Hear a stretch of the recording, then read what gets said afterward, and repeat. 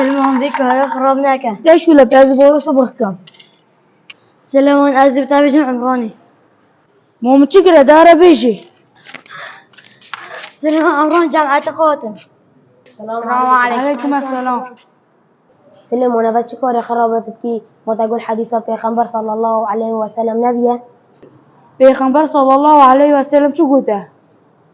سلم پیغمبر صلى الله عليه وسلم دبيجي المسلم من سلم المسلمون من لسانه ويده. سلمان بسلمان درس أو يظلمي دست خونك. قديش أراسي بتعذب ورانوكم. وعن عبد الله بن عمرو عن النبي صلى الله عليه وسلم قال: المسلم من سلم المسلمون من لسانه ويده.